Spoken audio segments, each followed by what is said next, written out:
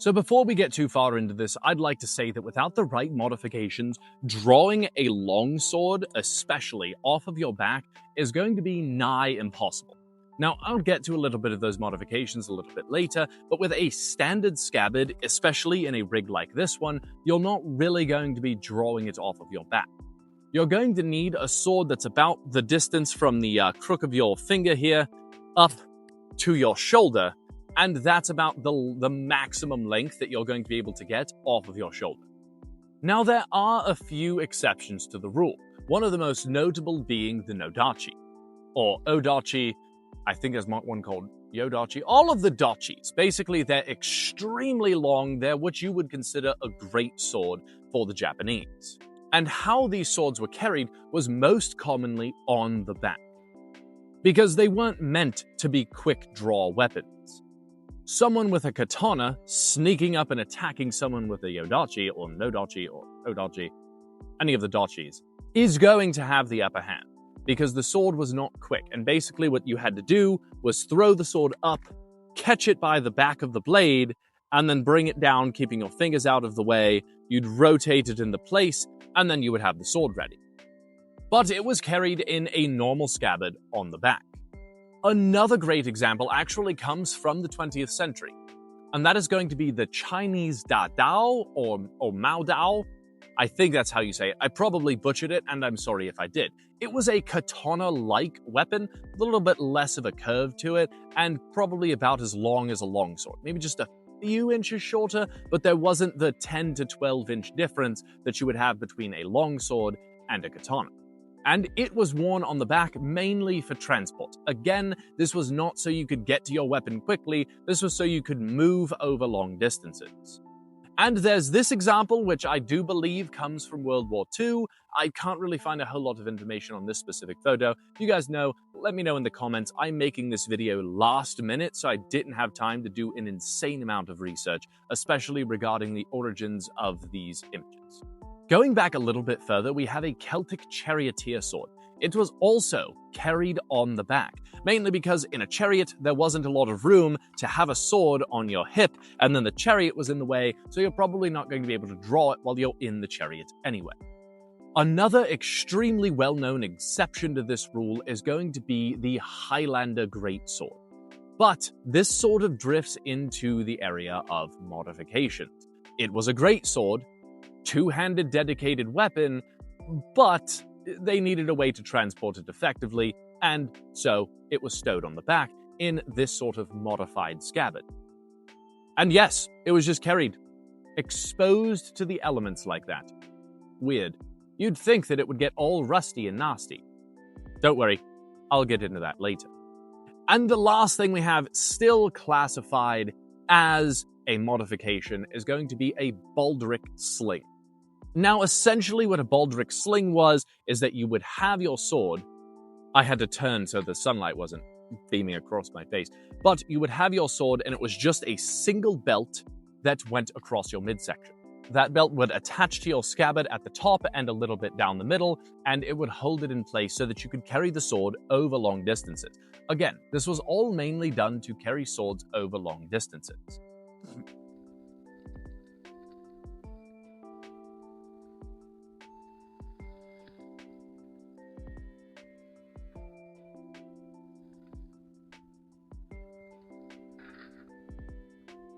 Now, almost every single video I have done where I talk about the back scabbard, I will have multiple people in the comments section telling me about, oh, well, it's faster to wear the sword on your hip.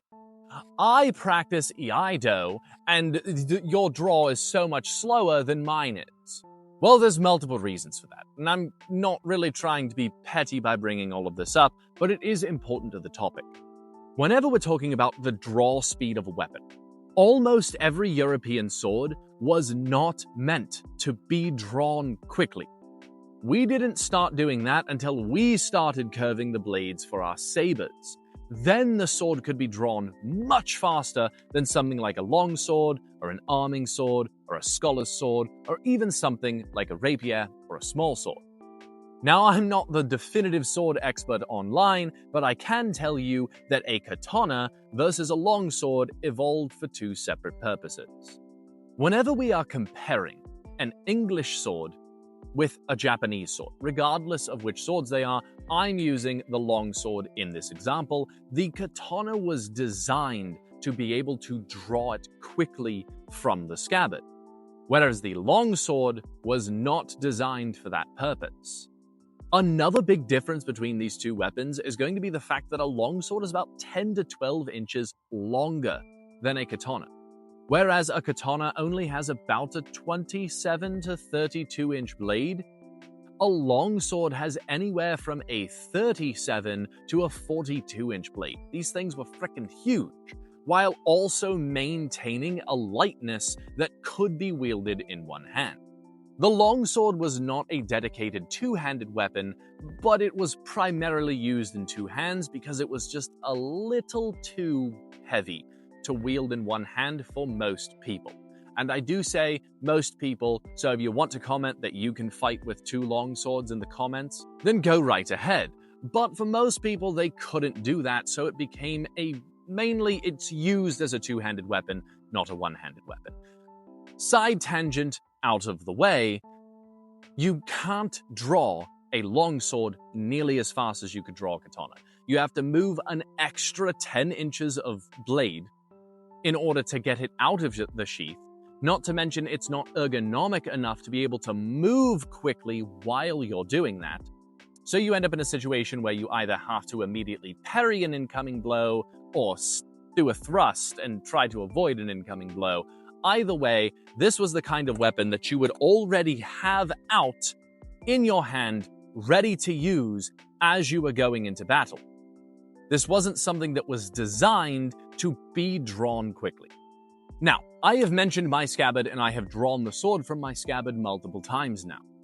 And you may have a few questions. You might have been in the middle of typing up your question in the comments.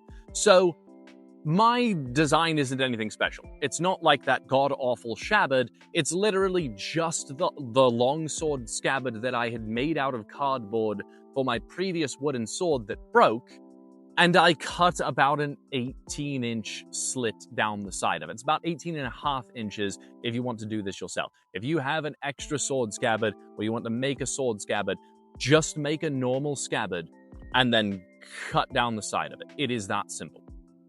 Now, a big thing that I'd like to point out, this was a prototype. So I'm not really able to roll around with it without the glue holding the leather strappings that hold it to this piece tearing off of it. But I can run, I can jump, I can do all kinds of stuff with this thing, which is another issue that a lot of people had. Well, doing that to it is going to compromise the scabbard and now it's just going to flop around, but they failed to realize that a scabbard hugs the blade all the way down, and most of the time it's not hugging the blade this direction, it's hugging the blade this direction. What I mean by that is that the scabbard is designed to hold the blade on this side, like this, with firm enough pressure, not to hold the scabbard this way with firm pressures. And the biggest reason for that is because you really don't want a lot of extra contact for the blade. Which starts to bring me into the second part of this video. There are a lot of misconceptions with modifying the scabbard so that you can easily draw the sword out of your back. Now, the very first big misconception, in my opinion, is actually going to be the fact that so many people will tell you with that slit down the side, water is going to get inside of your scabbard and it's going to ruin the blade. Now, I made a short video about this. I kind of messed up how I was speaking it, but over my entire research, months of research at this point, I have been able to find 0 historical examples of someone talking about how a scabbard protects the sword from water. I've been able to find people telling you to oil your sword and clean the blood off of your sword because the water and the blood on your sword will cause rust, and that the oil will prevent the deterioration of the blade. But nowhere does anybody ever say that the scabbard protects the blade from water. I have not been able to find it. It's possible that it has been lost to time, but if we look at modern scabbards for knives and things like that, they're not designed to keep water out. They're there to protect you and your gear from the blade. A wooden or a leather scabbard is going to protect your blade from bumps and scrapes. You know, if it's dragging across the ground, you kind of want something wrapped around it so the blade doesn't get really messed up. You're not going to do more work later. And a wooden scabbard is going to protect a little bit more from falls and things like that. You're much less likely to bend or damage your blade if you fall down and you have a wooden scabbard versus a leather scabbard. But at the end of the day, it's mostly there to protect you, your gear, and the people around you. Now, whenever I bring this up, I always hear people mentioning that the wood on the scabbard is treated with oils and things like that, as well as the leather being waxed and oiled. But just using a little bit of common sense, it's really easy to figure out that you don't wax and oil wood to protect the contents of something. You wax and oil wood to protect the wood. If you have ever seen that Irishman on the internet who does a lot of wood carving stuff, he waxes and oils the wood to protect the wood. If he makes a handle for a tool, he's not waxing and oiling the handle to protect the tang of the tool. He's doing it to protect the wood so the wood doesn't start to split. If you built a scabbard and you didn't wax and oil the wood will eventually slowly absorb moisture and it'll let that moisture out, and over time the expansion and collapse of all of its little capillaries will cause splits in the wood. You can see this naturally occurring in wood that you would find out in the wilderness where there are large cracks that go up it. And you don't really want that happening to your scabbard because it diminishes the structural integrity of the scabbard. And the same with leather. If you don't condition the leather is going to dry and crack and fall apart.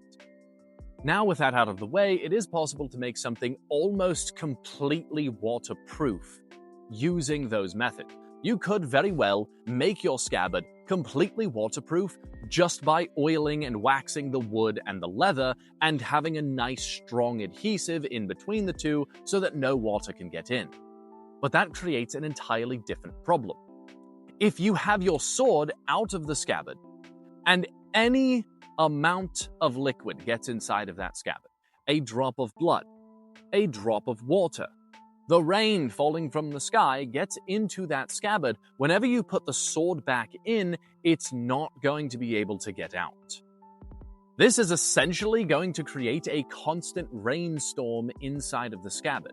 And this is the main reason why you don't store something like a katana or other hard-wooded scabbard swords inside of the sheath, because it holds on to water and it creates an environment that is conducive to rusting and pitting for the sword. The best thing that you can do for your blade if you do not want it to rust is to keep it oiled. Now, you could oil and wax and do a bunch of other stuff, but a high polish with oil and wax on your blade is going to keep it from rusting, and that is the very best thing that you can do. Now, the very last thing that I would like to talk about is people would like to think that the back scabbard is extremely slow. Now, I did make a short video where I sort of tested this against a normal hip draw. And what I found is that the back scabbard is much more consistent than drawing from the hip. And while you can get a slightly, and I mean marginally faster draw from the hip, you have to do a bunch of extra work to do it. I can draw the same speed from my back while moving around and evading attacks without altering anything that I'm doing. Whereas if I'm drawing from the hip, if I want that extremely fast draw, I'm locked in place. If I have to draw my sword and use it now, I'm not really going to be able to get the sword out. It'd be much better for me to get out of the area and then draw the sword. Or to draw one of my tertiary weapons, which most people were not carrying a single weapon. Most people were carrying multiple weapons. You would be carrying a parrying dagger of some kind. My normal dagger could be used as a parrying dagger. You might have an axe or a mace on your hip as well. You were not just carrying a single weapon. At the end of the day, The back scabbard was historically used to carry your sword over long distances because that shit gets heavy on your hip really fast, especially when you're carrying a bunch of other stuff on your hip. If the sword is all you're carrying, it's not that bad. But when you start adding a bunch of pouches and a bunch of water containers and things like that onto your belt, it gets really heavy really fast, and having all of that bumping and moving around on your hip, especially something long like this, is really difficult. Before I go, the final thing that I would like to point out is that a lot of people like to think that it's not easy to sit down with the back scabbard. And that might have been from something Sellsword Arts said. I don't have anything against Sellsword Arts, but whenever you're using a scabbard, this one does have a fair amount of movement. I can move this off to the side to sit down just fine. I can sit down and lean back onto it just fine. If I have my sword on my back, I'm probably intending to be using it soon. If I am still carrying my sword, I'm probably intending to be using it soon. So having the modified scabbard and having it on my back, especially if I'm sitting down, isn't a big deal. But that is all I have for now. If you guys liked this video and you guys would like to help support the channel, then please head on over to my website at copy.com/The Lions Guild and become a monthly member with these wonderful people. There's not a lot of them, but every little bit helps get me into doing stuff like this more often. And if you can't donate or you can't become a monthly member, then just like, subscribe, and share this video with somebody that you think might enjoy it. And for the love of the gods, don't let people tell you that your ideas are stupid just because they don't understand the broader picture. But that is all I have for now. I hope you have a wonderful day, and I will see you around the guild.